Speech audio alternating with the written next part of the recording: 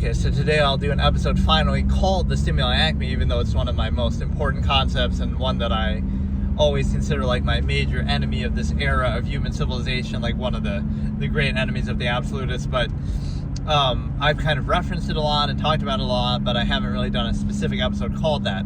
And I even did something almost unacceptable with that, is I kind of combined it with the lowest onto the ramp to Syracuse. With the lowest common denominator kind of dumbed down thing, where I am combining it with one of my kind of joke lines, or an expression that's kind of a little, it's okay, but it's kind of stupid, and I shouldn't associate it with the Stimuli Acme, but that's kind of what this conversation is like, let's try to dumb it down so people can understand it, because I don't know if, sometimes these streams get likes, so I don't know if people actually understand what I'm talking about or care what I'm talking about. Most of the comments have to do with like where I'm driving or stuff like that, but whatever. I definitely appreciate the following that these streams get, whether it be through the algorithm or whether it be the views, whether it be the likes, is definitely much better than anything you get on Twitch. So maybe at this lower level, smaller streamer, it might be better. Certainly if you were doing something that could retain viewers, this would be amazing. Obviously what I'm doing is a little weird and I almost don't care to a degree, but like if you're playing a game or you're doing something more interesting than what I'm doing here, right, you might be able to take those algorithm spikes and turn them into something. But today we are talking about the actual blight and the scourge of the era. The Stimuli Acme is preserved in this era. So what does it mean? It means, on one hand, the human obsession with sex. It means that hedonism is the highest measure of value that people know, and sex, assuming, is the highest measure of that. So you're living in a hedonistic society that's ruled by sex, right? And you're kind of this animalistic instinct, but it's something even below animals, because at least animals are going to do what they need to do and be done with it. Whereas people obsess over it, right? Repression leads to obsession. One of my quotes, right? The fact that, if society was a nudist colony and everybody was just at peace with their own naked body and their natural selves, it wouldn't be as big of a deal, right? You would treat it for what it is, but it wouldn't be like the end-all be-all. But now instead, you repress it, you censor it, you kind of aren't at peace with your own self and your own body. You have to hide from it, you have to overcompensate from it, you have to focus on clothing and jewelry and makeup and nail polish and lipstick. None of those things are actually you. Anybody can wear them, anybody cannot wear them. It's not really you, so it doesn't matter. But that's what people end up focusing on, and so, hey, how's it going? That's the problem. It's like it's not you, it's artificial, it's kind of covering it up, and it's also a distraction, and it's sort of a obviously overcompensation, but it's something deeper than that too. It's the fact that you ultimately again, it's the obsession with hedonism, the highest form of value that people know. I'll go through the proofs of it in a minute. I feel like I have to explain this like a mathematical equation. Like, it's a concept that's so basic, but nobody ever seemed to understand it. Like the number of times that I've had to go through this, but it's just so intrinsic and so obvious. But what was I saying? The fact of, like, you wear all these things, lipstick and nail polish and things to cover up or to overcompensate, right? But those things aren't you, right? So it doesn't matter. Like, you look great today. Oh, you look the same today as every other day. It's just, your clothing is different, but anybody could wear that clothing, or you could wear different clothing. So you really should say, your clothing looks good today, right? Nice outfit, but like, it's not you, right? So it doesn't matter, but we focus on all these superficial things. And so, right, that's the analogy. Like, if society was a nudist colony, or if we're more minimalistic and we're more open with that kind of thing, you might find that people are less obsessed with sex, right, than they are now. Because again, we censor it, we cover it up, we're not at peace with our own body, and we have to act like it's a big deal. So we'll look on the news and or TV and say, look, this celebrity did a nip slip and it's a big deal, and haha, etc. We'll focus on that. Or we obsess over things in a way that normally it'd be like, that's just a normal part of life, that's just the human body, everybody has those parts, it's no big deal, right, if it was a more natural at peace state. But it sort of shows you an imbalance that we try to censor it. So again, repression leads to obsession, we try to censor it, we try to act like it's a negative, and then it turns into like an extreme positive, like people are sort of down bad. I guess I should explain this in brain rot terms, right? Just people are down bad because of that lack of, hey, how's it going? They're down bad because, again, that inhibition. So it's a false duality. It'll be treated like, oh, it's so terrible, it's so bad. Hey, familiar, how are you? It'll be treated as an extreme negative, like, oh, you can't do it this way, or it's a sin, or it's horrible, or it's terrible, right? And then on the flip side, oh, it's a soulmate, and it's meant to be, and it's love. And so on both sides of it, you're still being controlled by the same process. That is placing undue emphasis on something very basic, very natural, very intrinsic. So just think about some of these elements, right? So one element is that people are not at peace with their own naked body, their own natural self, right? They're not at peace with that. It has to be censored. It has to be a big deal. It has to be obsessed over. It has to be, censored and covered up. It has to be, just this undue emphasis is placed on it, whether it be positive and negative. So does that seem like a society that is really got it all together, in the sense that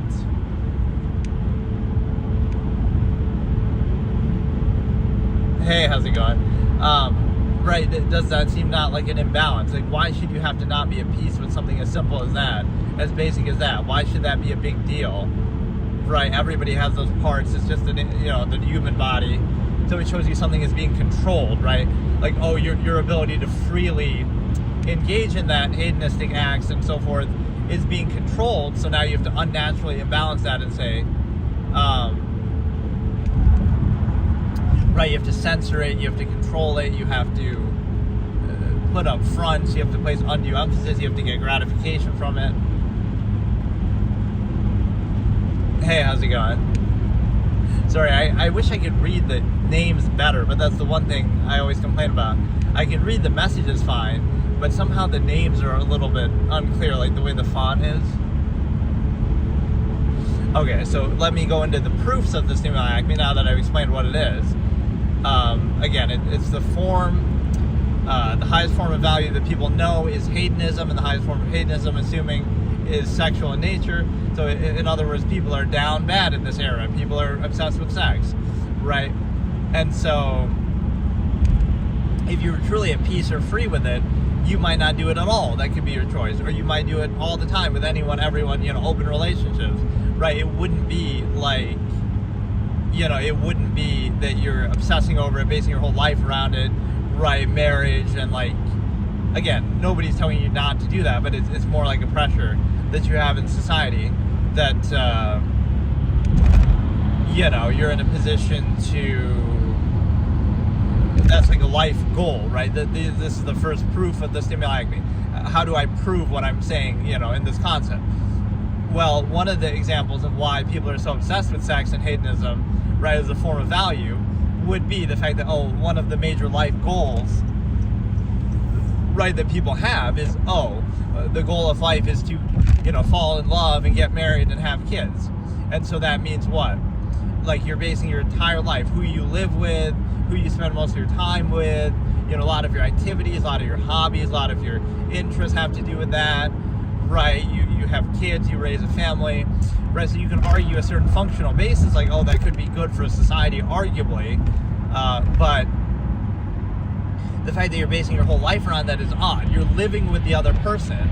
You're splitting your finances arguably down the middle, right? You're basing your entire life around this sexual stimulus, hedonism, right, that we are obsessing over. It's nothing more than, again, you're glorifying it based on your own pleasure and all of this. So it's the stuff of animals. It's the stuff that would be, it's nature's way of inspiring reproduction amongst animals, but you, in the human ego, you're controlled by your own ego gratification to say that, it's something more, which actually reduces you to practicing it as something less, because you obsess over it so much that you're reducing it to a half-mast state, right? You're not simply doing it and just treating it for what it is, or you're not simply not doing it at all. You're obsessing over it and allowing it to control you, where it's a half-mast state. You're doing it sometimes, but you're basing your whole life around it. You're overextending. You're pretending it's more than what it is, as you're practicing it as something less than what it is. right? You're devoting your whole life to it, splitting your finance down the middle. You're basically, it's a very flawed process, inconsistent imbalance overcompensation dynamic that I talked about. So again, as a life goal, that's one proof of the stimuli acme. Another proof would be the fact of profanity is one of my favorite ones to use. So profanity proves it. Why? Because most profanity has to deal with sex in nature, like the F word or the B word or the C word, or most of them have to do with that. Even ones that might not seem to do with it, right? Like the A word, right, might not seem sexual, but it could be or it could not be. It could just be like the same way that people say the S word, right, is like something negative and undesirable, but it could be also the sexual innuendo. So the thing is that most profanity has to do with sex. And you might question that, like, even when you're saying it, you're probably not thinking about sex, right? I'll even give you the benefit of the doubt. You're probably not thinking about something sexual when you say it, and the topic of conversation might have nothing to do with it. But people can think of no higher form of expression, right, whether it be positive or negative. Something really good happens, something really bad happens. You use profanity to express it, and that profanity has to do with sex. But the fact that it's considered negative, first of all, is proof of the stimuli acme, right, that we're trying to control it and suppress it or censor it. But on the flip side, the fact that you would say it is like you can't think of any higher form of expression to use than something sexual in nature, something hedonistic in nature. Even if you're not thinking about that, and again, this is a very Freudian concept, and I'm taking it to a greater extent with this, but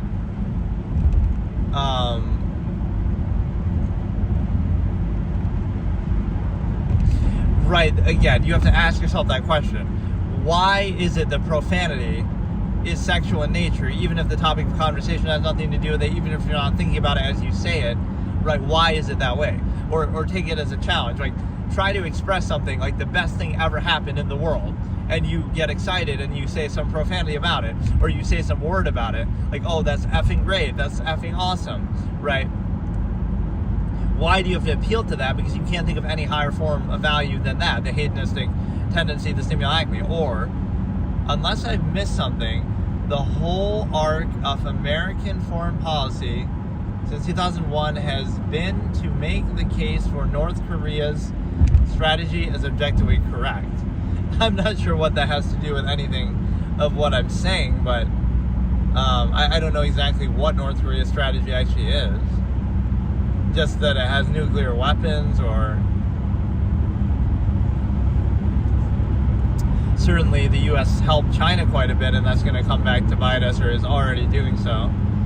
But North Korea is kind of a puny, insignificant country, though, when you really think about it. Like, they have an alliance basically with China, but there's so much talk about it. Just, again, that's where nuclear weapons come into play. But if they didn't have nuclear weapons, nobody really cares about North Korea. It's irrelevant, right? They're not a threat to anybody. They're not big enough, right? But it's just that this is where nuclear weapons come into play. But no, it's a situation where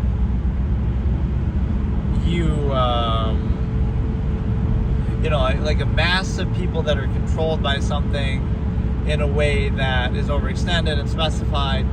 But yeah, the profanity thing is really important and poignant, because why is it that you appeal to that? Why can't you think of any other way to express something really good or something really bad than to appeal to it? It shows you that is, in a way, it's almost like when people say God.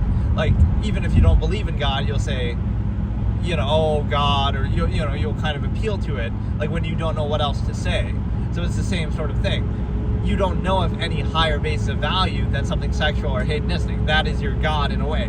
That is the highest form of value that people know, whether they want to acknowledge it or not, or whether they try to dress it up like, oh, it's literally dress it up, because again, you got to censor the naked body. But what it means is that you have to pretend it's something more than what it is. It's an absolute, it's meant to be, it's love, it's, kind of fantastical thing that you do. But what happens is that proof is very clear that, oh, you can't think of any higher form of value than hedonism, and the highest form of hedonism is sexual in nature. And the way that is proven is you show that again, profanity, swears, whether you say them in a positive way or negative way, that's effing great, that's effing terrible kind of a thing. You try to insult somebody, you try to praise somebody, right, you can't think of any higher form of expression than that, because that is the highest form of value that people know, right? There's nothing above that according to the objective reality of how, again, our modern society is assessed. So it shows you there really is nothing more than that. You could appeal, again, to God or religion, but it's very telling. In fact, I kind of made a riff on The Exorcist, where I said this, because I like to review movies and stuff. I was going to have my friend make a clip, or like a compilation, how even the devil himself comes to the planet Earth, right? And in the form of possessing this young girl. And what does the devil do? What does the devil say? What is the most evil, profane thing that he can do? Is he going to kill people? Is he going to, do certain things? One of the most common things he does in the movie is sexual, right? He'll make these, he'll swear, he'll do, he does a gross thing with the cross. So, like, even the devil is not immune to the stimuli acme. Even the devil can think of no other way to offend or to disgust you than to refer to something sexual. So he's cursing, your mother sucks, in hell, or like, he seems like an edgy teenager that way. Like, even the devil is at a loss for any higher form of value or expression. So even he has to appeal to the stimuli acme and say, okay, that's all that people respond to, that's all people know. So it's just hilarious to me. Like, that's the best he can come up with. He's saying the F word, and he's saying, he's trying to do sexual things and say, innuendo and stuff. Right, so I'd have my friend make a compilation of that. Like, every time the devil evokes the stimuli acme in The Exorcist, right? So even he is at a loss for any other form of value. That either it's such a bad, profane thing, or it's somehow, again, like a sacred thing that has to be controlled. So that's like where you can look at the objective reality and nature of science. Like, what is it objectively? What are people objectively? People are animals, and sex is nothing more than nature's way of inspiring reproduction. But that's not how people think, or that's not how they want to think, or again, they let their own egos kind of lead them astray, but then that's how you're controlled by it. Instead of being free and inherent and objective and then deciding for yourself, it's more like, again, a censored process. You can't really observe it objectively. Emotion and bypassing reason happens, and emotion is nothing more than a rational insistence upon the self. So yeah, that's a good proof. The profanity argument, the idea that, again, it refers to the stimuli acme, whether you're aware of it or not, whether you're thinking about it or not. That is a human obsession with sex and hedonism, the highest form of value and expression that people know, whether it be positive or negative. And then let me kind of explain the little quote that I said in the past that I've used as my title here, that like, oh, if pickup lines work on you, then I don't want you, because it's such a shallow, simple basis. Like, that's all it takes. Like, oh, we're gonna end up, that's how I met your mother type of thing, right? Like let's analyze the premise. It's gonna end up to be, oh, that's love, and it's meant to be, and that's your soulmate, and you're gonna be with them forever and base your whole life around it and have kids with them, right? And so all it took to start that relationship was you walk up to a random person on the street, a random stranger, and you do a pickup line, and that's it. That's all it took. And then now you end up together eventually, you go on a date, and that's it. So the problem with that premise isn't that you're doing that, like, okay, use the pickup line, you go out, you have fun, you do what you got to do. The problem with that is the simple fact that the premise that it would be absolute, right? It's similar to the nearness postulate that I talk about, like where, oh, you're going to meet your soulmate out of 8 billion people on the planet, and it's love, and it's meant to be, and it's absolute, right? And again, false absolute to specify, right? The reason why an absolute is posed is to kind of bypass your cognitive dissonance and to tell you kind of, why would you settle for just one person when you could, you have options all around the world, or, you could be in an open relationship, or all this. Like, how do you limit people's freedom that way? You convince them and trick them that, oh, it's something I actually want because it's a soulmate and it's love, it's meant to be. That's the way to appeal to the ego, instead of saying, oh, it's just easier to control and that's what society wants, to, create the family system and all this kind of thing. Marriage is a construct and stuff. it's easier to control people by appealing to their ego and gratification to say, oh no, it's something that you actually want, and it's an absolute. Everybody has their own absolute, right? Which means it's obviously by definition not absolute, but right, it's a good way to control people. And the other way that you look at it is the fact that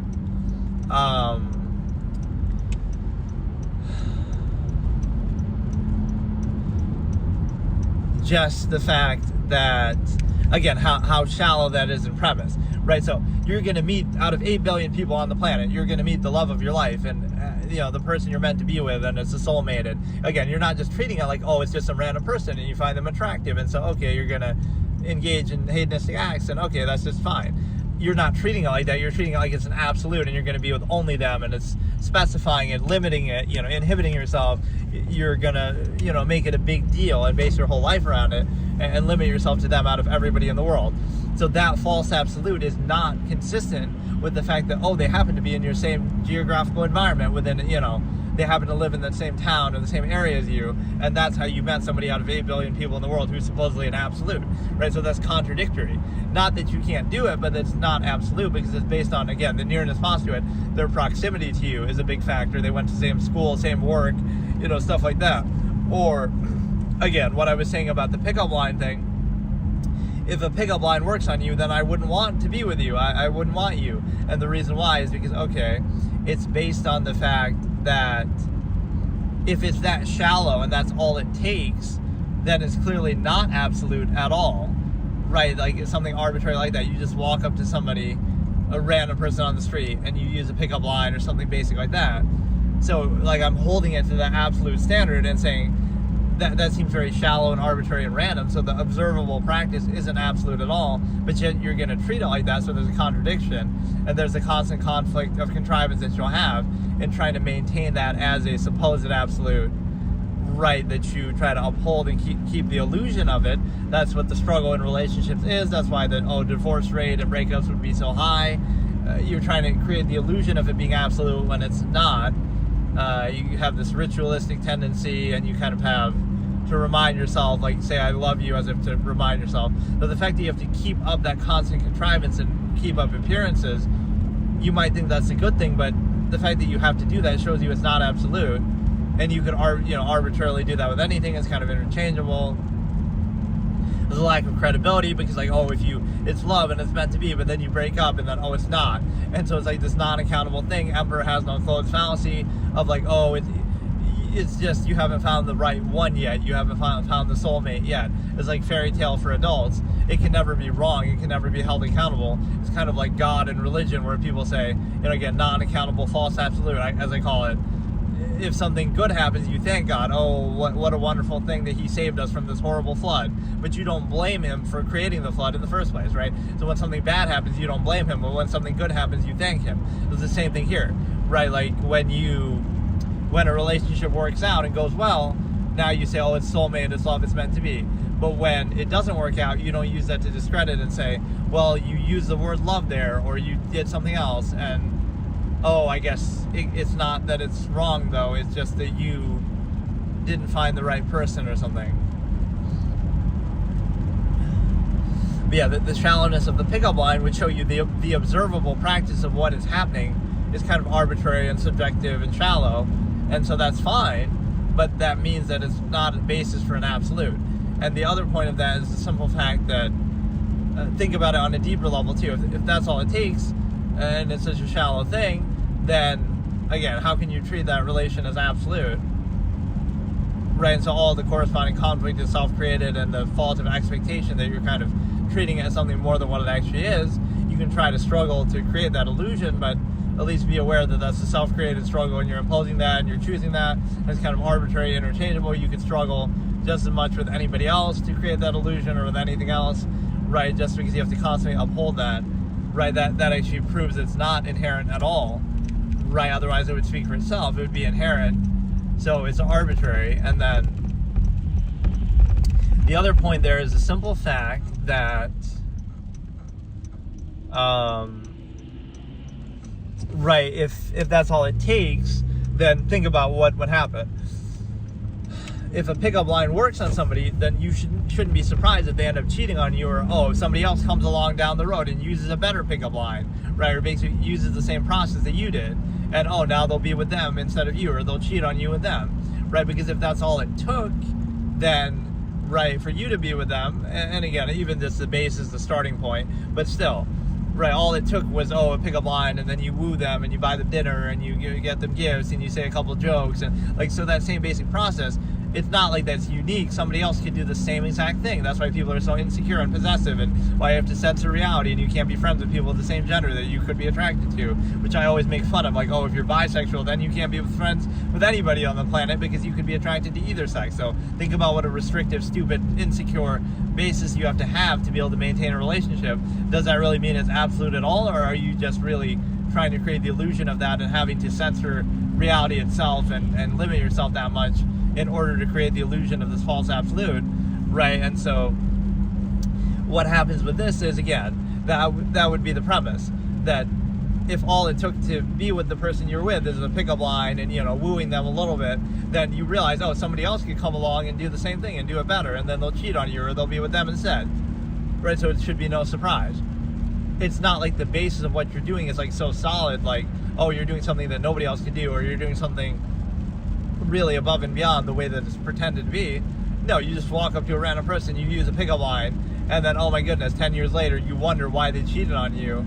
Like, this was supposed to be absolute, this was supposed to be love, but think about the arbitrary way in which it started. Like, you walked up and used a pickup line, then 5 years later, somebody else does the same thing, and it's like, that worked on them too. Like, if that's all it took, then, it's a very shallow basis, right? There's nothing actually absolute about it, but that's how you're treating it. So again, just remember, the same process that you used, now you'll be shocked. Oh my goodness, how could they ever cheat? How could they ever, how could anybody else ever woo them? But think about how you did it. It's not like you did something that special, right? Why couldn't somebody else just do the same thing or do it better, right? So that process is observably not absolute.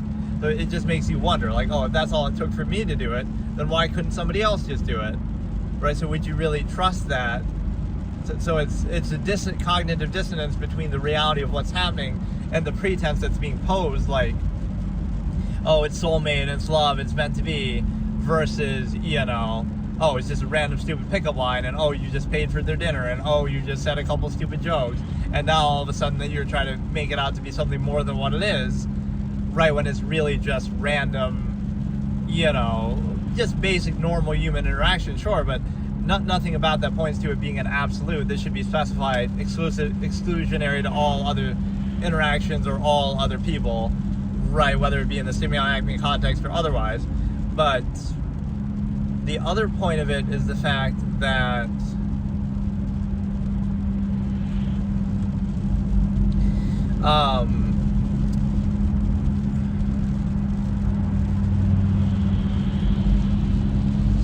it's the fact that, again, you look at the nearness postulate and you say that's the defining factor. So once again, you're going to pose it as false absolute, but then how did you meet your soulmate? How did you meet the love of your life? Out of 8 billion people on the planet, there's only one, and they're meant for you. How did you meet them? They happen to go to the same school as you. Wow.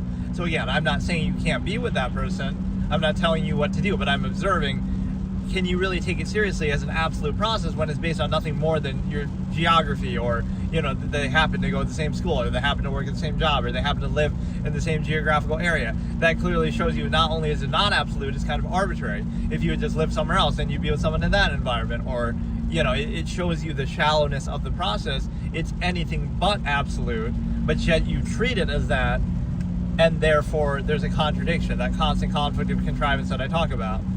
Let me even appeal to the Stimuli Acme there. The conflict of contrivance, short form, would be cock, ha ha ha. Right? This is what we got to appeal to, the dumbed down, lowest common denominator state of people.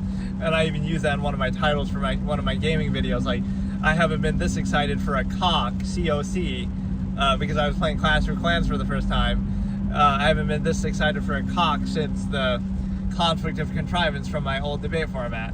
So that's exactly, this is what you have to do. I mean, it might seem like I'm mocking my own thing, but this is the era that we live in. Like, you have to appeal to it, or, you know what I mean? That's the kind of thing that people respond to, for better or for worse. So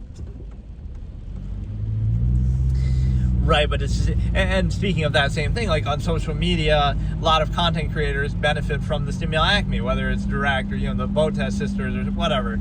Like, how many female content creators are there who benefit from their looks? Whether they intend to, whether they really care to, is clearly a part of it. Whether you want to say ASMR plays into that, whether you want to say, again, just in general, a lot of people are down bad, a lot of simps. The thing is that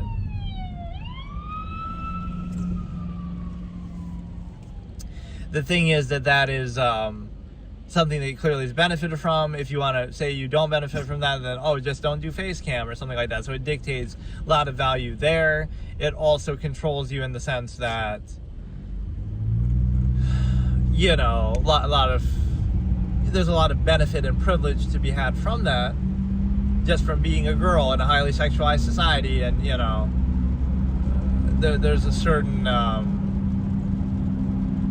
because sometimes there's like some victimization with that too, like, oh, people perceive you a certain way. But I have this case example that I use, like, you do realize, like, okay, don't wear makeup, don't do face cam, don't, even in society, don't dress in a revealing way. And you might say, oh, that's like telling people what to do. But I mean, you define how you are yourself. Like, if you pretend that example, people won't look at you in terms of your looks and won't define you that way if you don't wear makeup and wear very basic, non-revealing clothes and just wear, a t-shirt and, simple things, right? Like, so now you're not trying to focus on your looks, so now less people will emphasize that. So that is sort of up to you how you present yourself.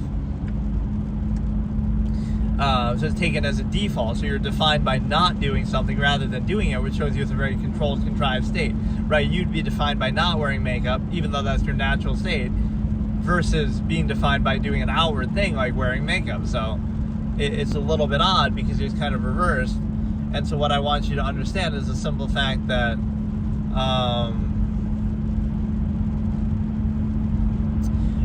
you could dress in a certain way, or again, don't play into that. But that, again, that's another example of how obsessed people are with this, is the fact that they're again, whether it be social media or content creators or anything you do, even if it has nothing to do with that, right? Like, it's one thing, okay, you're on OnlyFans and you benefit from your looks, or you're a model or something, or even an actor, actress, to some extent that matters. That's different because at least, okay, you benefit from your looks and privilege, but at least there it's relevant. It makes sense, right, that you would benefit from it. So even if you want to observe a certain privilege and obsession with that is reflected too, that's at least where you'd expect to see it. But even in things that have nothing to do with it, gaming content, these chess streamers, Botez, no doubt they play into it and benefit from it. Or, again, any streamers, just in general, gamers, ASMR benefits, anything, any video of a female online, people are going to be down bad for it to some extent, potentially, right? The GameStop girl, Riley, with the Best Buy and the GameStop, like, it has nothing to even do with anything. And people sort of treat it in like a comical way. Like, they seem like they're joking and, haha, it's funny that we're down bad for this, but it's really not. It's kind of odd. Like, what does it have to do with anything? You're basically acknowledging you're being controlled by it, and yet you like it or you go along with it. Like, you're reacting to it. You're reacting to it in a way that's like, okay, you're getting attention, and you're kind of, right, you're giving attention based on that because you're a mindless, hedonistic animal who's controlled by the Stimuli Acme, and even something less than that because you're obsessing over it in a way that even animals would not do, right, because you're able to understand that process better. So, right, like, this obsession everywhere you look, everywhere you turn, certain benefits, certain privileges, certain, enemy of meritocracy, special treatment, so many things defined by that. But then, even though you'd say it's defined by that, you would want to acknowledge that that's not the case. Like, it's like a non-accountability. You don't want to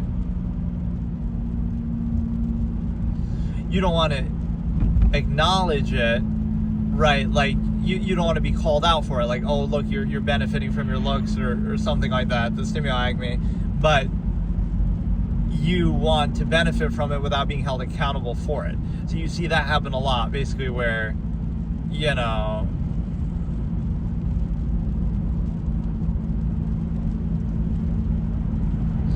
right, you want to benefit from something, right, that you're either playing into or you're at least aware of it, but you don't want any accountability for it, in the sense of,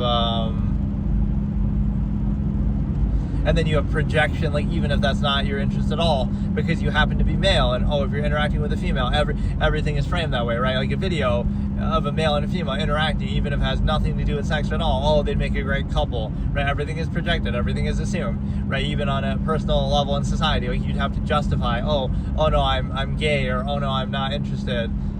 You'd have to somehow justify that, because that's the default, that's the preconceived, that's the false absolute, that's projected, right? Like, and the absolutist would reject such things, fallacy of permission. Like you don't need permission to do that. Like, no, you'd be direct. As an absolutist would be direct. If they want that, they would just say directly, hey, I want to have sex, right? That, honestly, they'd just be direct.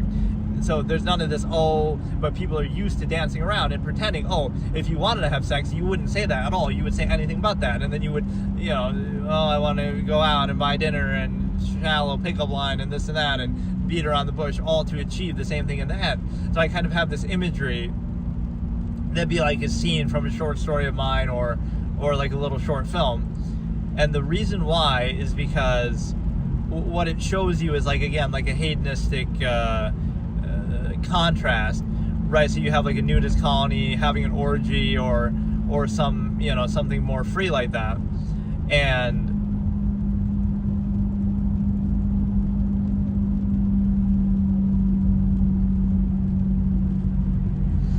And what happens is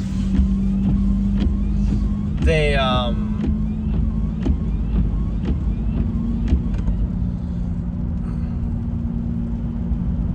right, on one hand, they're having an orgy, and then they go about their business, and they're not obsessed over it, and it's not a big deal. They just kind of do what they do, right, and that's it. They see it for what it is. They treat it for the process it is.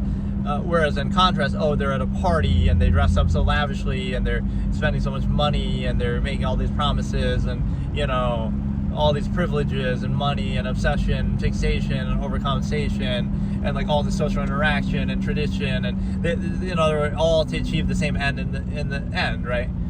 So, like, which one is really more primitive? Which one is really more pathetic or negative? Like, one of them you're obsessing over it so much that you're basing, so much money and time and effort and rituals and all that just to achieve the same thing in a lesser half-mass state, right? Versus, just doing it inherently uninhibited, separate, what I call basically separating the process. Separate social contrivance from zero-sum means. Separate it, all these kind of things from Stimuli Acme. Treat the process for what it is, and then you're free of it, and then you can choose how to do it or not, instead of being controlled by it. You're in control of it instead of controlled by it.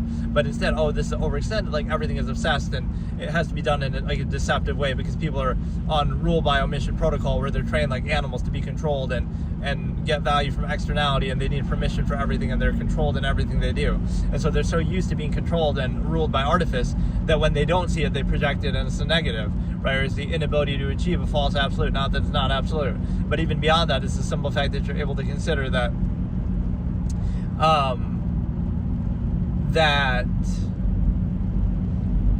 right, they're so used to it that they almost crave it. So it's like you can't just choose, like, you want to have sex, or you just want to do something. You can't just choose that. You have to be embarrassed of it. You have to somehow be inhibited in that, right? You somehow need permission, or you kind of want to be forced and tricked into it a little bit, like sort of have your critical thinking bypass, because you're somehow not allowed to do it, and then before you know it, you have to drink and dumb down your senses to be in your more inherent natural state, right? You can't, you rely on externality. You need a substance. You can't just do it on your own, because your mind isn't free. So you're a prisoner, and you can only be free and your natural self with permission, or with substances, or with externality, or with permission. Like at a party, you have to be at a certain holiday or something, right? Even to be free of contrivance, you have to get the permission of contrivance only when it allows you to, only in certain environments, only, you need the use of external substances and so forth to actually be free in your inherent state itself, right? When you could just be that naturally, but you're not allowed to, and you have to be a human function, and then only with permission and external overcompensation can you break free of that. And so what that means is the fact that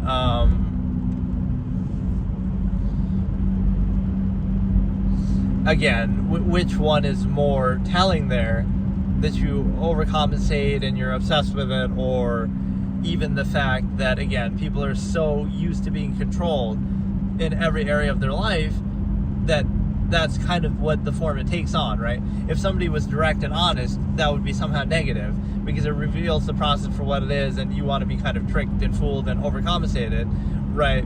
So if somebody was, hey, how's it going? If somebody was direct, that's a negative. Direct and honest is negative, but you want to sort of be lied to and tricked and appeal to your ego and kind of have that awareness bypass, and then you realize in the end, oh, it's the same end goal, but you want to pretend it's something more. So you kind of want to be tricked a little bit, you want to be forced a little bit, in the sense of, again, rule by omission protocol, that like you're so used to being controlled in every other area of your life that you apply it here, like you apply it here in the sense that, you know, that there's like a game's playing with it. You want to reject your inherent nature, you want to pretend like you don't really want it, but even though you do want it, right, you're controlled by it instead of being in control of it, right? You're not aware of the nature of the process, you're kind of denying it, and you're also able to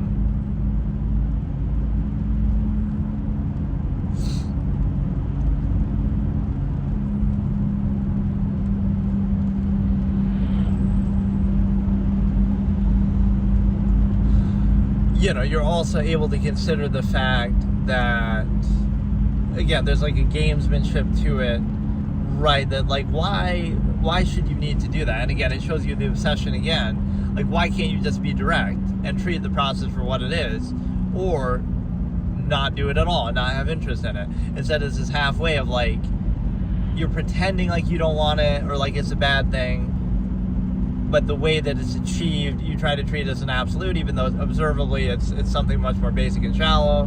So you want to pretend like you don't want it, but that just shows you want it more, and you want this kind of gamesmanship back and forth, and you want to kind of use it as a prop and use it for certain privileges and benefits, right? Like, oh, it'd be a shame if you're a girl and you don't use your looks to try to get gifts from a guy or you get some benefit back from a guy. It's like, why can't it just be the inherent process? But there's an incentive to it, like, oh, you know, you'll project on one hand that, oh, that's the only thing people could be interested in talking to you, right? There's nothing more to humanity than hedonistic, you know, tendencies, of course. But not only is that all there is to people, but it's also the fact that, oh no, you have to leverage it for some benefit. You can't just, you know, treat it as face value for what it is, as the nature of the process. So it's some very shallow incentive that you have that, like, oh, it must be leveraged for benefit. It can't just be practiced on its own, or not practiced, but it has to define and encapsulate everything. So that's my social experiment case example, right? An asexual goes around and, oh, they're projected as, in so many situations, as having that incentive. Even if they don't, it doesn't apply to them at all, it'll still be projected. So that kind of shows you the truth and reality and human variable and, you know, different, or even, again, even if you're not asexual, just that might not be your interest, that's projected everywhere, even if it's not true. So that kind of shows you how people are ruled, right? It says more about the observer than what is observed, right? The rule by omission protocol, the state that they're in, how they're indoctrinated, is more important, right, than reality and truth. It doesn't matter what the truth is, or you have to kind of justify yourself or get permission, like, against a preconceived notion that has no relevance to you there. It doesn't apply to you at all, but it doesn't matter what the truth or the reality is, right? That's how strong the control is. They're controlled so deeply that they see it even where it isn't there. And they see it in the sense of,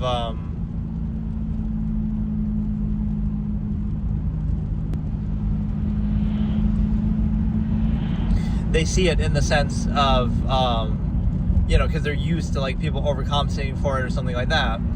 And so when somebody doesn't overcompensate or doesn't place undue emphasis, it couldn't be that they just don't want anything, or they have some different measure, different priority value. They don't want money, they don't want sex, they have some other purpose, they care about time, they care about amalgam theory, they care about something else.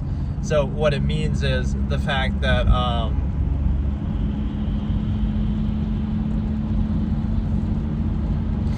what it means is the basic fact that it'll be projected even when it's not there. that's how strongly they're controlled. So it's almost like you make a joke out of it, right? Like somebody who's asexual and isn't attracted to anybody, and maybe even would play into it a little bit because they have to, like, you know, you want to hang out with somebody, but you can only do so much with friends, but you have to, you know, create a pseudo relationship to really spend a lot of time with somebody, because that's how society determines value. So it'd be weird to hang out with a friend too much, so it has to be sexual in nature, because that's the way that, you know, you still want to have quality relationships with people, but you have to involve sex somehow or project it, because that's what society defines it by and forces and allows. So right, you would kind of play into it even if it doesn't apply to you, kind of like playing into the lowest common denominator, like dumbing yourself down even if you're not dumb and you're self-aware. You have to play into that. So like, that'll be fake, you're fake, but you're only fake because you're not dumb and everybody else is. So you have to be fake to, you know, fit in with them, right? So it's not your fault for not, it's your fault for not being dumb, not their fault for being dumb. Like, your fault for being fake and pretending to be dumb, right? Like, it's aware or unaware of a process. And so, right, the same thing comes back to the Stimuli Acme when it comes to the basic revelation that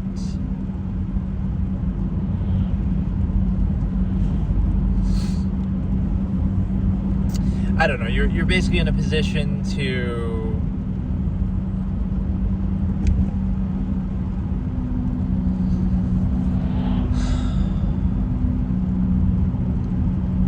again, it'll be like, I could just show that in a singular case example. That's what the ordinary person or what society and people would do. They're projecting what they're controlled by, what they're obsessed with, what they're trained to value, what they see everywhere, what they project, the only value that they see in themselves. It must be sexual, or the only thing that people think anybody else could care about or be interested in. So again, you're asexual with, you know, low performative aspects, and you're not. You don't have any incentive, so you're just kind of appealing to a lowest common denominator, or appeasing that, or whatever. So you don't want anything, right? Certainly you're not interested in anything sexual, but it'll be projected anyway. So like that's such a great case example to show, right? Like, it's a great case example to show how deeply people are controlled by something and obsessed with it. Like, even when it's not there at all, it's projected, and then you'd have to justify something against it. Like, oh no, I'm actually gay, or oh no, I'm asexual. Like, why should you have to justify that when it's not even present? So that shows you that truth and reality are secondary to the contrivance state. Because it applies to most people, or because it's assumed or projected and preconceived. That's the reality, even if it's not. Right, even if that doesn't apply, it'll be projected as if it does, and you have to justify against it. Right, that shows you how deep the control is. That should bother you, because it's like, you know, yeah, sure, something might apply to a large number of people, but on an individual basis, if I'm posing you this example, this asexual person is going around society, and it's like they're just being neutral, or just interacting with people, or just, you know, whatever. They're very, again, combine that with amalgam theory and a neutral basis, non-ego, like this very direct and, you know, topical and kind of thing that I talked about. Like, what does that mean? It'll be projected as negative. Like, somehow, they must be arrogant, the fact that they don't go through the lowest common denominator social contrivance, or they must be, you know, lacking in performative aspects, and they're projected. Not just that they don't want anything, or they separate the process from value, and they hold accountability. So, right, the same thing with the Stimuli Acme, like, it must be the inability to achieve it, not that they don't have any incentive there, they don't want it, they don't care. So, right, think on that for a second. It'll be projected where it doesn't even exist, and you have to somehow justify yourself, even though it doesn't apply to you. So, it's a situation where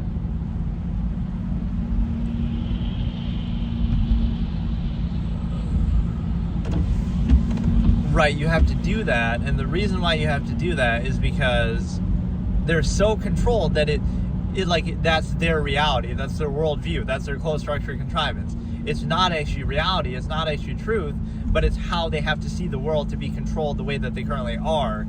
And so either they'd have to, you know, anytime they see something outside of that control, they have to shrink it down and say, oh no, it fits there, we're just going to project it, or it's a bad thing. nothing can exist outside of that, or like, oh, they just don't know any better, right? They are interested in that still, even if objectively, like I'm saying, they're not. They are interested, they're just not good enough at achieving it, right? Or oh, they do, you know, this is an absolute that they should want to do, but they just don't know any better. They just have a condition. They just can't help themselves. That shows you how deeply, deeply controlled they are. Like, this is where self-awareness just invalidates the process, and it doesn't work on the social contrivance level. What if a person says that? Like, oh, they're self-aware of the nature of the process, that you're aware of the stimuli acme, so therefore you know that projection exists, so, like, it's your choice whether you pursue it or not, instead of, again, like this sort of weird lack of awareness of the nature of the process, or like human nature or something. You're aware that people are horny, hedonistic animals, and so you can account for that instead of acting like it's a surprise, or trying to hide from it or cover it up. Like, and it applies universally, so you can, it's a degree of how much effort you're willing to put to be artificial and kind of overcompensate for it. But right, the other thing that you need to understand is the fact that, again, that's a good example of truth and reality versus some preconceived notion, or some again, like, it's not that their preconceived notion could be wrong. It's not that their projection could just say more about them than it does about you, and it, you know, it says more about the observer than what's observed. Just by you being neutral, or not having any incentive. Unconditional, you know, is a threat to contrivance, because everything must be one side or the other. Right, either you want something or somebody else wants something from you by the same basis. It's a way to control people, sure, it's effective, but right, that shows you the difference between reality, which could be, again, they could have various incentives. They could have no incentive at all. They're unconditional. They're just, you know, they're the world's richest person. They sleep with women all the time, so they have no interest. They have no incentive, right, in a random person, or, you know, or they're a minimalist and they don't need anything. They don't want anything. Right, but contrivance wants something from you, so, oh, you have to justify yourself to it, right? So again, that projection is very telling, because you understand that, right, what it's saying is that it's telling you that, again, that is the truth of contrivance, even if it has nothing to do with reality. And again, you would have to justify somehow against it, right? It doesn't have to apply to you at all. But, oh, you need the permission, or it's a fascinating dynamic, right? Show an example of somebody who has no sexual interest, but just by going around and being, like, neutral with their performative aspects or something, or, like, by not, like, justifying themselves, like, oh, look, I'm gay, or oh, look, I'm whatever, without you having to justify that, that would be assumed, right? That would be assumed of you, or ordinary people, or average people. That just is there, right? Even if it doesn't apply. That's what's so amazing about it. Even if it doesn't apply, it's still projected. So that preconceived notion or that projection can't possibly be wrong. Even if it is wrong, right, it's still, that's the perception. And then it's just somehow your fault for not justifying, or not, right, like, you're not appeasing you're not, you know, what's the word I'm like, assuaging, or I forget how you say it. You're not adequately, like, relieving their preconceived notion. You have to say, oh, no, wait, I'm actually asexual and I'm not interested in either sex. Oh, you have to justify it. Oh, now they're okay. But why was that preconceived notion there in the first place if you had no interest, right? Why was it there? And so you understand that,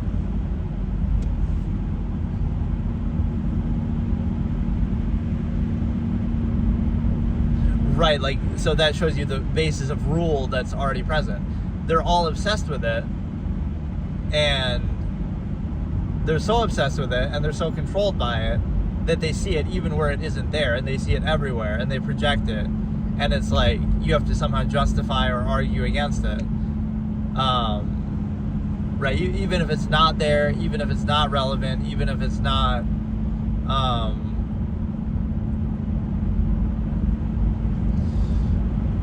yeah, right, like, so all you would need is one case example of this, again, like this inherent person, or this neutral person who it doesn't apply to, and by simply not saying anything or not doing anything, right, just by being relatively neutral, it would be projected because you somehow you would have some incentive to, oh, I have to be careful, or I have to somehow account for that. Like, oh, I have to make sure that I overcompensate for this, right?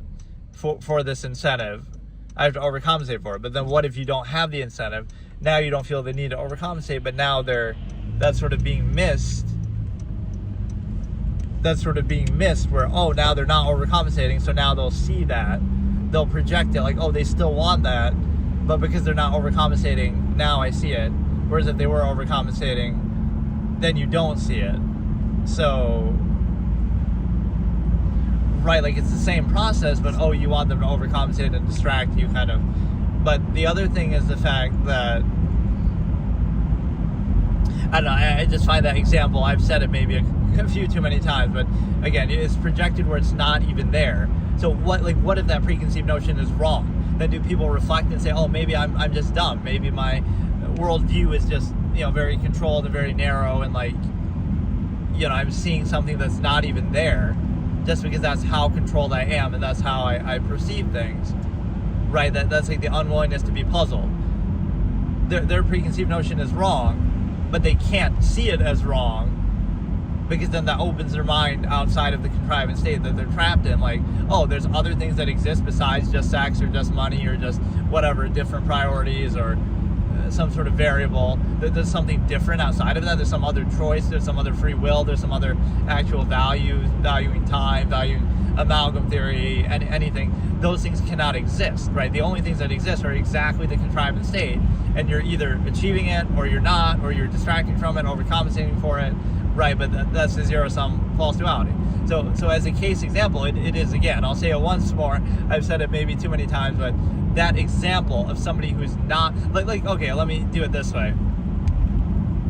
You're the world's first trillionaire, and then you're the richest person on the planet, but you do it kind of, or not even that, like, okay, you're a millionaire, you're a crypto guy or something, but nobody knows that, like, behind closed doors, you're that. So now they'll judge you, or they'll kind of, but like you don't need to, I don't know, like you're just, the way that you act and present yourself versus what you actually are, it's like, it would sort of trivialize the egotism that people get from half-assed zero-sum functionalism, like, oh, they're proud of their job and they're proud of this or that, and you're just kind of more neutral, and it's like, oh, you're not proud because you're just not as accomplished as them. Meanwhile, you're way more accomplished, but like you just don't get value from that, or that's why you don't, because your standard is higher, right? So the people who have to flex that are kind of more just insecure than to overcompensate. And so again, I'll leave it with you one more time. The case example of someone to which that preconceived notion would not apply, and it would be false and it would be wrong. It shows you two flaws. One, it says more about the observer than what is observed, because they're kind of preconceiving something based on their own way that they're controlled and their own close structure contrivance and limited worldview, right? That they have to see everything in those terms, false duality, not that something could exist outside of it. So it shows you how they're controlled. But number two, it shows you even the way that they judge and perceive things is not credible, because they're seeing it where it isn't there, and then they won't see it where it is there. And then, oh, you'll be surprised down the road, like, oh, somebody deceived you and you believed in their sweet words or their performative aspects. Like those two things are separate, right? What the reality versus the performative aspects. And often it's in contrast. Like, the more you put up performative aspects, almost the more you have to overcompensate for, or the more you have to prove and show. Whereas if you don't do those things, maybe you don't have to prove anything. Like, you want the reality to speak for itself, right? So like somebody who's kind of has a solid basis wouldn't need to do that, right? They would let the actions speak for themselves, or they don't feel the need to overcompensate, right? Because the reality is what it is. Or number two, the person who needs to overcompensate is going to rely on that. So they're two separate things, but somehow they're aligned, like, because that's the only way that people can perceive things in society in the lowest common denominator way, right? Because it's initial minded, it's like very superficially based, right? So that's what people go by, and they treat it as an absolute and overextend it, even if it has nothing to do with reality, or at the very least, it's not like all encompassing of reality. It's limited. It's kind of narrow. It's it's even like a self-awareness thing. If you're aware of the process and they're aware of the process, then it wouldn't work, because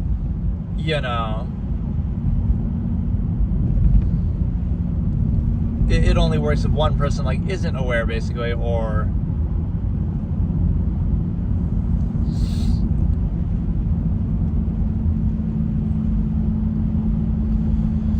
it's basically a situation where, again, like performative aspects, I could look away just because I don't, I find egotism and social interaction trivial, or whatever the reason. I don't look at people, I see through them. I align. It's like, oh, I'm looking away, but I say 2 + 2 is 4, so I must be lying. Look at me, I'm not doing performative aspects. And then I look you right in the eyes and I say, oh, 2 + 2 is 5, so I must be telling the truth. Like, it shows you those things are not tied together, right?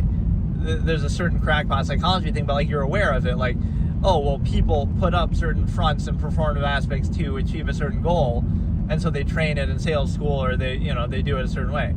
So like, you want to seem genuine, but nothing is genuine with that. Language itself is a construct. So it's like you appear a certain way, but the problem is that right, non and neutrality and unconditionality is negative, because everybody is ruled by the same artifice, so they project it. But it's kind of like, if it doesn't apply to you, then you're revealing the artifice by which everybody else is controlled and controlling each other. And so that's kind of a thing. And then, right, like, it's a situation where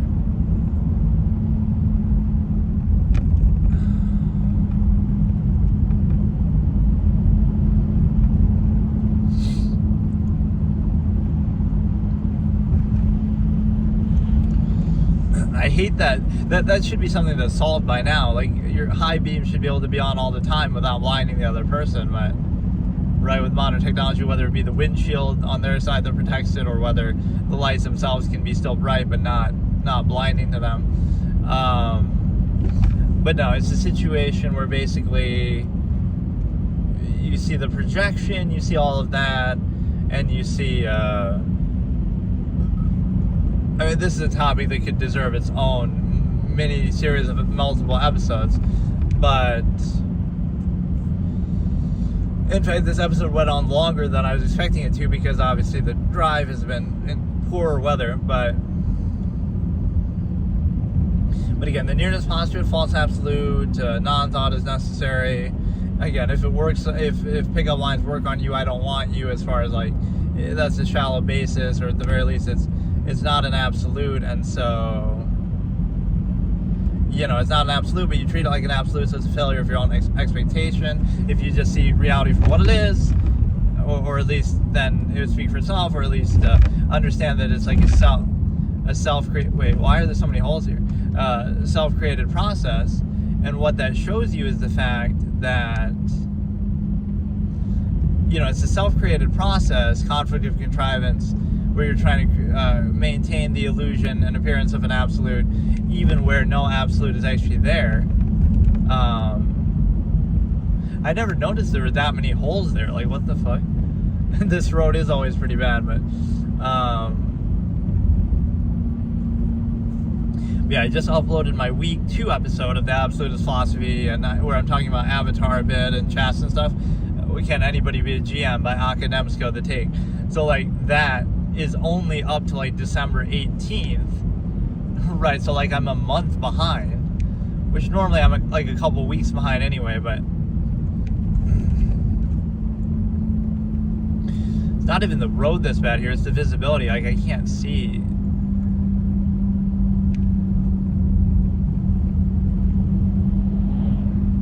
And it's something shitty with my windshield always, that it's just always dirty and gets the glare and stuff.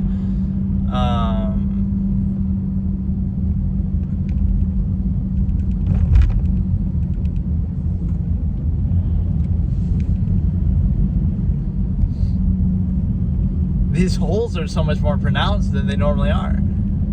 It's like a plow has been scraping the road and breaking that shit open and trying to do this.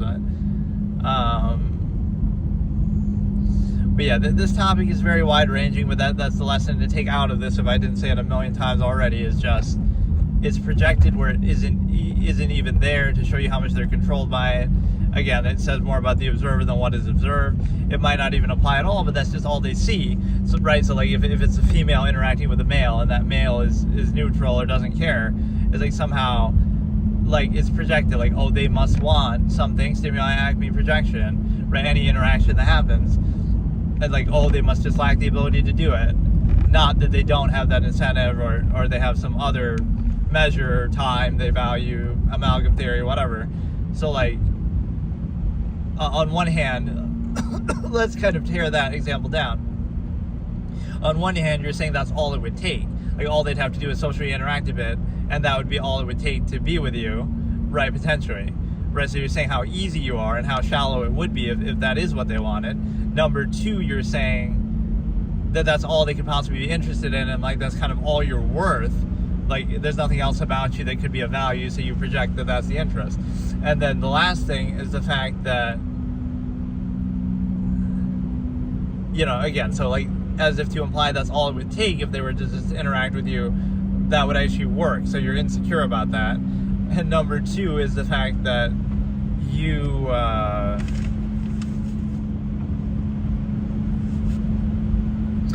you know,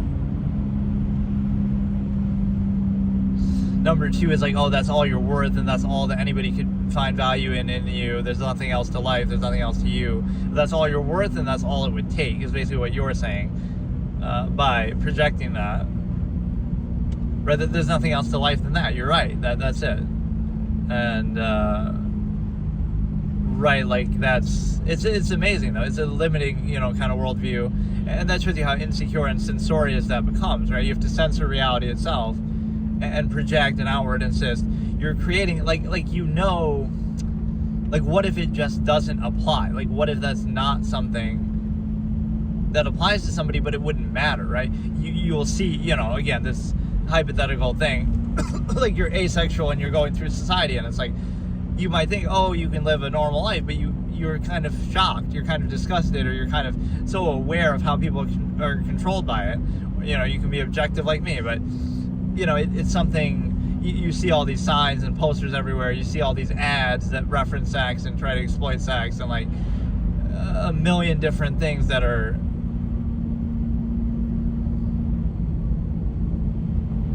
right, referencing it and obsessed with it and controlled by it, and humor is to do with it. You know, those are some of the other proofs. Like a lot of music has to do with sex, a lot of, you know, comedy has to do with sex, you know, movies, books. Like it's everywhere that you see the majority of, you know, song lyrics are romantic, right? The same way that I was saying with profanity. And so what that means is basically, right, you see it everywhere. You see the obsession, the fixation, you know, the hedonistic tendency. So it shows you people are not aware of the nature of the process. They're not at peace with it. They're constantly having to censor reality and outward, because again, that's what it takes to maintain a false absolute, right? It's your soulmate, it's love, it's meant to be, but you're so insecure about it that, oh, they can't be friends with anybody of the opposite gender, because again, you're recognizing the shallowness of this basis that isn't absolute at all, like as if that's all it would take, right? Think about the prerequisites. It's absolute, it's soulmate, it's meant to be, it's love, but it requires you not to be friends with 4 billion people of the same gender because, oh, you could be attracted to them, or it allows you to, and again, as if that's all it would take. So like being,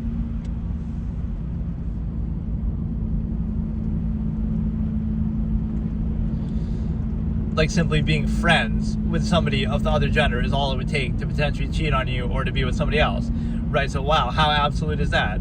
Simply interacting with another human being, that's all it would take, right? Like that's all it took with you, so that's all there is to it.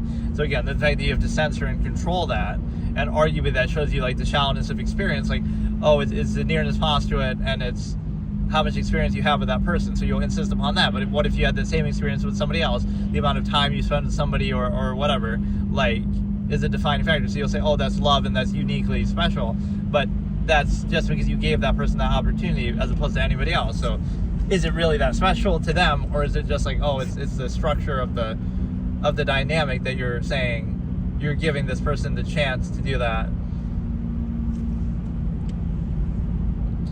And so no, but it goes back to the same point again of the shallowness. Like you're so insecure about your supposed absolute that, oh, you have to censor reality itself. You can't be friends with 4 billion people, right, that of the same gender that they could be attracted to, and that's all it would take, right? That like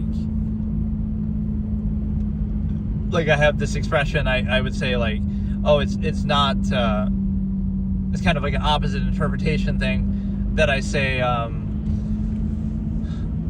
just because, I say it like in a character, hypothetical, because we're together, don't expect that I'm not attracted to other women, let's say, right? Like, oh, just because I'm with you doesn't mean I'm not attracted to other people, of course. And it's meant to be like a shock, like, oh, so you're saying you're still attracted to other women, even though you're with me? Like, of course, that's only natural. That's, everybody, you can't, that doesn't just stop just because you're with one person. But the fact that I resist that temptation, the fact that I wouldn't pursue it, shows you how much I care about you, right? So it's a good thing. It's a good thing that I'm attracted to other people, not a bad thing, you see, because again, it's like, don't pretend like, oh, I'm not attracted to other people just because I'm with you. Of course not, right? But so it's not that that's a bad thing, right? That's only natural. That can't be helped. It doesn't stop you from being attracted to other people, but it stops you from acting on that, right, out of respect, and so therefore that gives you a good basis, like. But this also shows you like the collective contrivance standard of like a lot of things are only done for a collective mass of people. On an individual basis, if you really try to assess it, like, oh, maybe you just want to sleep around and have an open relationship and be with anybody all the time, but a collective mass of people seeks gratification from their own control. So like, oh, it makes you a good person not to do that. What does that really mean? It just means you're a mindless herd of animals who are being trained, like, oh, to be in a lesser state. If you had the option less or more of the same process, right, you would want more, but, oh, you just can't handle it, or, oh, you don't have the means, resources to you don't have the opportunity to do it. So you pretend to desire something lesser just because you pretend to desire something lesser just because you're kind of forced into it, or that's the only options you have. And again, it's for a mass collective number of people, so anything mass produced suffers in quality for it, so you settle for a lesser state just to be part of a collective mass of people. Objectively adverse and finite lesser state, lesser form of the same thing. It's one thing to settle for it, but then you cognitive dissonance, you have to pretend and gratify that it's absolute, even though it's an inhibited lesser state objectively. So the being free, being, something of a higher standard is framed as a negative, right? Just because of having the opportunity that you might not have, something lesser, subversive is glorified. So, right, and again, the shallowness of the projection, that's all they have to offer. This episode definitely went on longer than I wanted here. But that's good. I mean, it's a very wide-ranging topic. It's like, what didn't I touch on? Let me try to think. Because, I mean, I've discussed this concept countless times, obviously, but again, it shows you the shallow, observable practice that is very, not absolute. The fact that you have to like constantly keep up appearances and struggle to maintain the illusion, and you're so insecure about it, you need constant reinforcement, you need constant, buffers and sort of, again, censoring reality and stuff like that. So it's a self-created conflict that you're kind of, it's not absolute, but you're trying to maintain the illusion that's absolute, so you have to kind of curate your own reality and your view of everything. That's where it shows you in anything, not just this topic, but like in anything, people are not credible at all, and their perspectives are subjective, and kind of, you're not really looking at the world for truth, you're looking at it for your own reinforcement. Like, you're trying to reinforce your own reality that you're already in, which might be somewhat credible if you actually chose it, but is based on reacting to things in your youth that you were indoctrinated into, that society kind of pressures onto you. But when you're old enough to think for yourself, now you take that as an absolute, instead of realizing, oh, I didn't choose that, so why should I take it seriously? But you just mindlessly, indignantly insist upon it, treat it as an absolute, and then you take gratification from being a well-trained animal, and so now you view everything in terms of that and try to reinforce it. And again, you could say as an unnatural state, but more broadly, you would not specify it. You would say, you can do that if you want, but it wouldn't be so universal. That shows you it's achieved by force and by bypassing people's critical thinking. So you could be trained in any state. If you were in Rome, you would be like them, or Romans at the time, bred in circuses, or if you were in China, if you were in any other period of history, like, you would just go along with whatever era created you, so there's no self-actualization in there. This is what the absolutists would do. They wouldn't just go along with the era. They would self-actualize from an inherent base state and equalize and neutralize, and then decide for themselves, instead of just indignantly insisting upon taking pride and overcompensating for the state that created them, that they didn't choose, right? But people don't think like that, or they just don't think at all, period.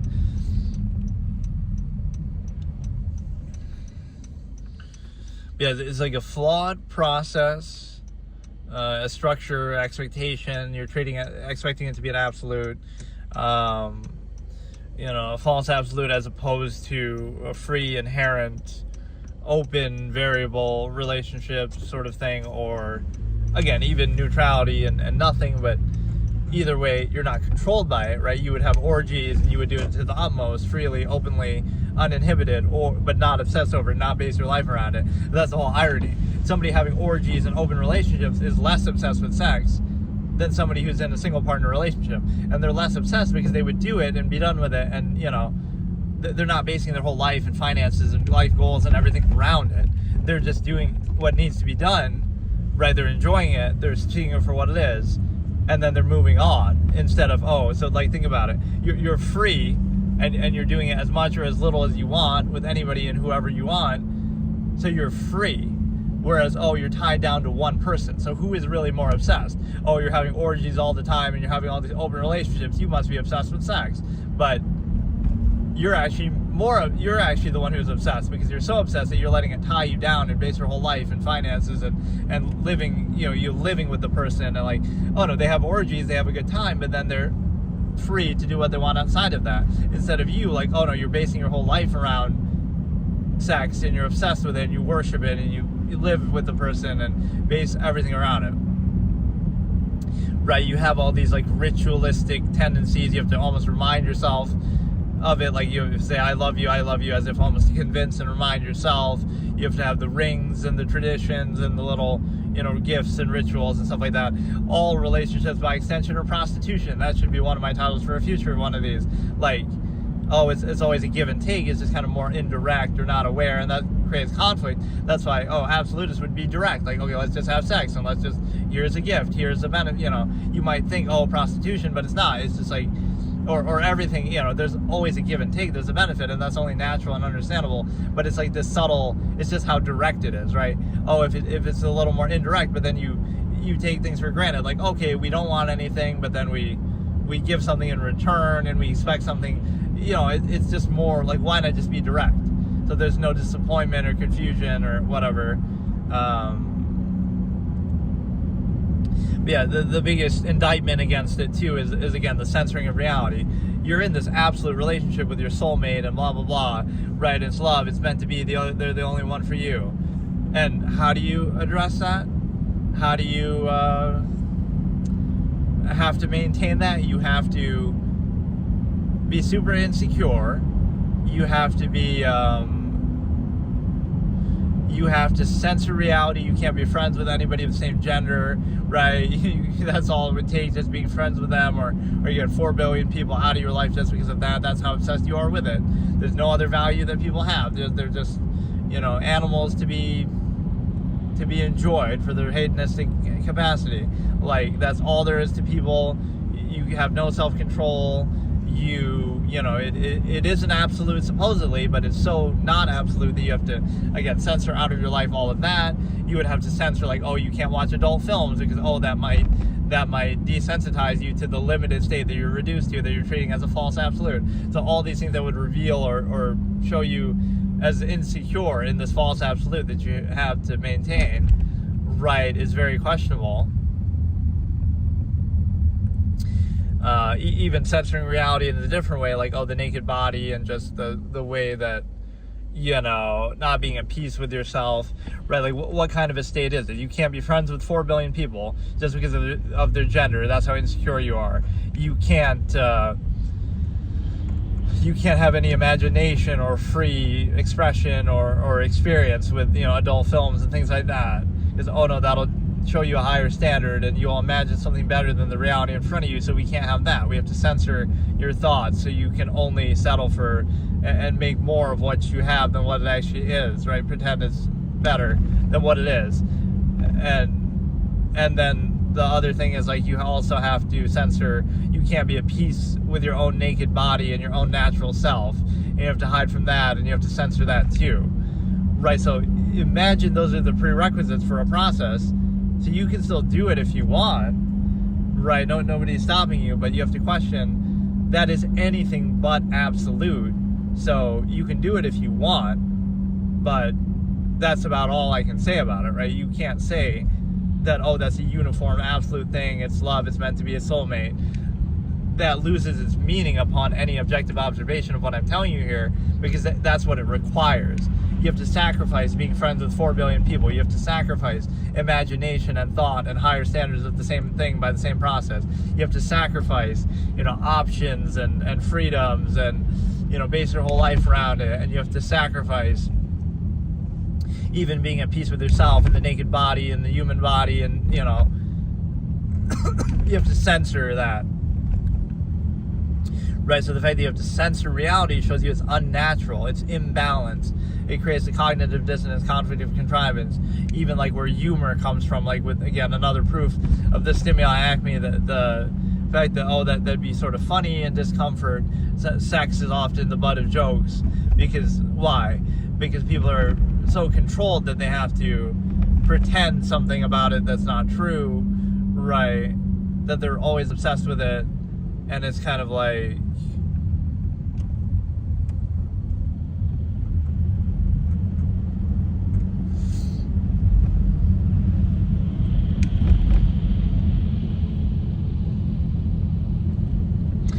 people are obsessed with it, and they kind of have to pretend like they're not, or how did I explain this before? Like, basically, again, to maintain the false absolute, or to